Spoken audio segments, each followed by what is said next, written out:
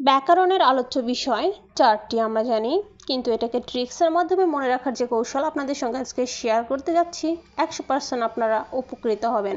আসসালামু আলাইকুম, welcome to my another video.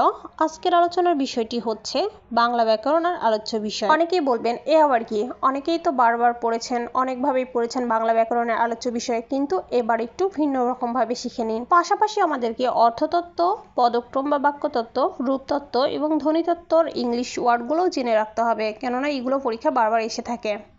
একটা বিষয় আমাদেরকে মনে রাখতে হবে, সেটি হচ্ছে আমরা যে বিষয়টি জানি না কেন পুঙ্খানুপুঙ্খভাবে সব বিষয়টা সম্পর্কেই ভালোভাবে ধারণা রাখতে হবে, কেননা একটা বিষয় যদি আমরা কম ধারণা রাখি, একটু অগোছালোভাবে পড়ি, তাহলে দেখা যাবে পরীক্ষায় কোশ্চেন আসলে আমরা সেটার আনসার করতে পারবো না। তখন শুধু এই ভেবে আফসোস হবে যে হ্যাঁ, আমি তো বাংলা ব্যাকরণের আলোচ্য বিষয় এটা তো পড়েছি, কিন্তু কোনো কারণে অর্থতত্ত্বর ইংলিশটা আমি জানি না, তো এই কারণেই আমি আনসার করতে পারলাম না।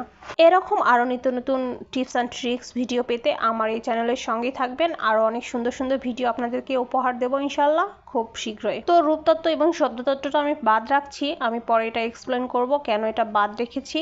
তো কথা না বাড়িয়ে চলুন মূল আলোচনায় যাওয়া যাক। আর একটা কথা বলে রাখি, সেটা হচ্ছে বাংলা ব্যাকরণের আলোচ্য বিষয় আমাদের প্রাইমারি সহ বিসিএস এবং অন্যান্য জব পরীক্ষার জন্য খুবই টু মাস ইফেক্টিভ এবং খুবই ইম্পর্টেন্ট বলা চলে, তো কোনোভাবেই এটা স্কিপ করা যাবে না।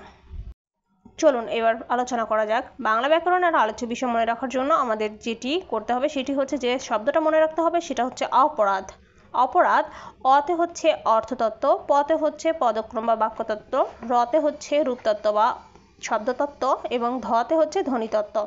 তো এভাবেই আমরা মনে রাখবো। পদক্রম এবং বাক্যতত্ত্ব এটা কিন্তু একই জিনিস, রূপতত্ত্ব এবং শব্দতত্ত্ব এটা কিন্তু একই জিনিস। তো পদক্রম এবং বাক্যতত্ত্ব মনে রাখার জন্য আমরা নিচে ট্রিক্স ব্যবহার করেছি, সেটি হচ্ছে বাপ। বতে হচ্ছে বাক্যতত্ত্ব, পতে হচ্ছে পদক্রম, এটা মিলে হবে বাপ। বাপ একটি আঞ্চলিক শব্দ, যাকে বাবাকে আমরা বাপ বলে থাকি, অনেকে বলে থাকে আর কি। রূপতত্ত্ব এবং শব্দতত্ত্ব হচ্ছে একই জিনিস। রূপতত্ত্ব এবং শব্দতত্ত্ব দ্বারা এখানে রুশকে বুঝিয়েছে, রুশ বিপ্লব। রুশ বিপ্লব কিন্তু আমরা কম বেশি সবাই জানি রুশ বিপ্লব সম্পর্কে, তো আমরা এভাবে মনে রাখবো রুশ বিপ্লব মানে রুশ দ্বারা আমরা যেটি হচ্ছে শব্দতত্ত্ব সেটি হচ্ছে রূপতত্ত্ব, এটিকে বুঝবো। কারণ পরীক্ষা অনেক সময় হচ্ছে রূপতত্ত্ব না এসে শব্দতত্ত্ব আসে, তখন দেখা যায় আমরা কনফিউশনে পড়ে যাই, আসলে এটা শব্দতত্ত্ব হবে নাকি রূপতত্ত্ব হবে নাকি বাক্যতত্ত্ব। অর্থতত্ত্বের যে বিষয়টি আমরা খেয়াল করবো সেটা হচ্ছে থয়রেফ থাকবে, যেমন বিপরীতার্থক শব্দ অর্থের প্রাধান্য পাবে এখানে, এবং এক কথায় রেপ থাকলে, যদি রেপ থাকে কোনো একটি ওয়ার্ড দিয়ে, সেক্ষেত্রে আপনারা বুঝে নেবেন যে এটা অর্থতত্ত্ব। অর্থতত্ত্বের মধ্যে যেমন রেপ রয়েছে, তেমন হচ্ছে অন্যান্য যে ওয়ার্ডগুলো যেমন বিপরীতার্থক শব্দ বা অন্যান্য শব্দ থাকবে, সেগুলোর মধ্যেও রেপ থাকবে, তখন আপনারা বুঝে নেবেন যে এটা অর্থতত্ত্বের হচ্ছে আলোচ্য বিষয়।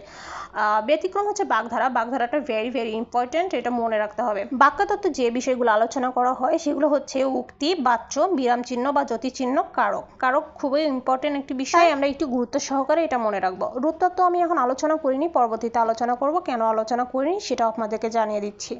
ধ্বনিতত্ত্ব, ধ্বনিতত্ত্বে যেটি আলোচনা করা হয় সেটি হচ্ছে বর্ণমালা, বাকযন্ত্র, নত্যবিধান, সত্যবিধান এবং সন্ধি। একটা জিনিস কিন্তু খেয়াল করলেই বুঝতে পারবেন, বর্ণমালা, বাকযন্ত্র, নত্যবিধান, সত্যবিধান এবং সন্ধি এগুলো কিন্তু ধ্বনিরই একটি রূপ। যেমন সন্ধিতে আমরা যেটি খেয়াল করলে বুঝতে পারবো সেটি হচ্ছে ধ্বনিতে ধ্বনিতেই মিলনের ফলে কিন্তু সন্ধি হয়, তাই এখানে ধ্বনি বিষয়টাকে প্রাধান্য দেওয়া হয়েছে, অর্থাৎ ধ্বনিতত্ত্বের আলোচ্য বা আলোচনার যে বিষয়গুলো রয়েছে সেগুলো হচ্ছে সন্ধি, বর্ণমালা, বাকযন্ত্র, নত্যবিধান এবং সত্যবিধান। এবং সর্বশেষ যেটি আলোচনা করব সেটি হচ্ছে রূপতত্ত্ব বা শব্দতত্ত্ব।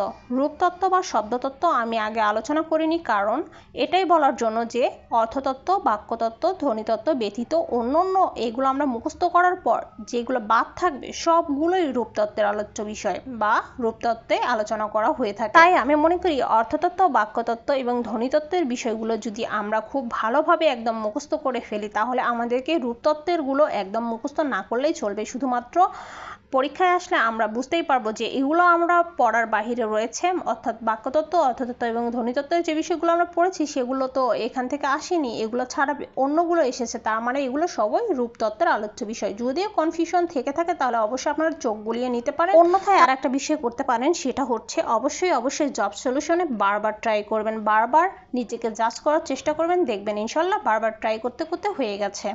ফার্স্ট টাইম এটি আমারও অনেক ভুল হতো, কিন্তু এখন আর ভুল হয় না বললেই চলে। রূপতত্ত্ব বা শব্দতত্ত্বের যে আলোচ্য বিষয়গুলো বা আলোচনার বিষয়গুলো রয়েছে সেগুলো হচ্ছে লিঙ্গ, বচন, পদাশ্রিত নির্দেশক, অনুসর্গ, উপসর্গ, সমাস, প্রত্যয়, ক্রিয়া, সর্বনাম, অব্যয়, বিশেষ্য, বিশেষণ, অনুজ্ঞা ইত্যাদি। ভেবে দেখেছেন কি কতগুলো বিষয় হচ্ছে রূপতত্ত্বের আলোচ্য বিষয় বা আলোচনার বিষয়। আজকের ভিডিওটা আপনাদের কেমন লাগলো জানি না, চাইলে আপনারা স্ক্রিনশট নিয়ে রাখতে পারেন। আশা করি সবার উপকারে আসবে। দেখতে দেখতে ভিডিওর একদম লাস্ট পর্যায়ে চলে এসেছি। এরকম আরও নিত্য নতুন ভিডিও পেতে ওয়ে অফ স্টাডিজ চ্যানেলের সঙ্গে থাকার জন্য অনুরোধ করছি। দেখা হবে নতুন কোনো ভিডিও নিয়ে, সেই সঙ্গে সবার সুস্থতা কামনা করছি। সবাই ভালো থাকবেন, সুস্থ থাকবেন। আল্লাহ হাফেজ। Thanks for watching.